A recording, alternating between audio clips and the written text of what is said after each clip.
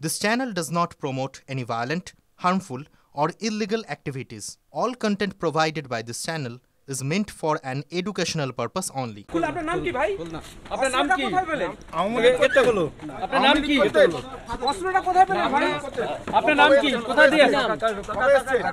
মজনু গাজী এবং কামাল শেখকে দফায় দফায় জিজ্ঞাসাবাদ করছে রহরা থানার পুলিশ। কিভাবে তিনি এই অস্ত্র পেল, পাইপ গান পেল, কোথায় কার্তুজ পেল, কি কাজ তারা করতো, টোটালটাই তারা জিজ্ঞাসাবাদ করছে দফায় দফায়। তাদেরকে ব্যারাকপুর আদালতে 14 দিনের রেল হেফাজতের আবেদন জানিয়ে তাদেরকে পাঠানো হয়েছে ব্যারাকপুর আদালতে।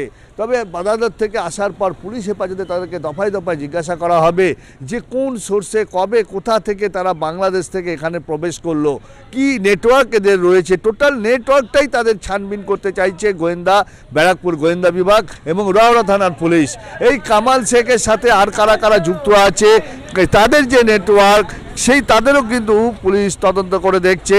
পুরো চাইটাকে পুলিশ ধরতে চাইছে।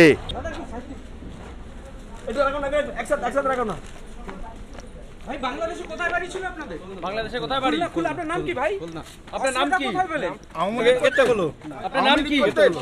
অস্ত্রটা কোথায় পেলেন ভাই? আপনার নাম কি? কোথায় দিয়ে?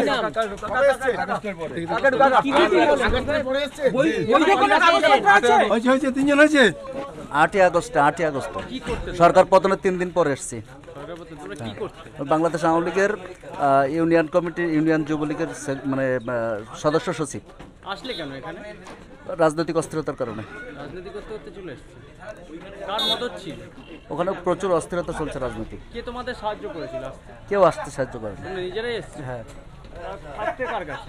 প্রাণের ভয়ে চলে এসেছে। না, কারো কাছে নয়, এমনি ঘর ভাড়া দিতে। বাংলাদেশের 2 জলদস্যু মজনু গাজী এবং কামাল শেখকে জিজ্ঞাসাবাদ করে আরও এক জলদস্যুর হদিশ পায় রহরা থানার পুলিশ, মেহেন্দি হাসান।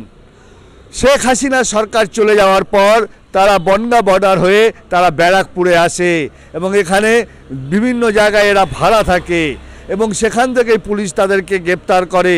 তবে এর সাথে এদের চক্র আর কোথায় কোথায় ছড়িয়ে আছে, কিভাবে তারা ভারতে প্রবেশ করলো, কিভাবে তারা ব্যারাকপুরে এলো, ব্যারাকপুরে কি কাজ করতো, টোটালটাই তদন্ত করছে ব্যারাকপুর গোয়েন্দা বিভাগ এবং রহরা থানার পুলিশ। রহরা থেকে বিশ্বজিতের সঙ্গে অনন্ত চট্টোপাধ্যায়, TV9 বাংলা।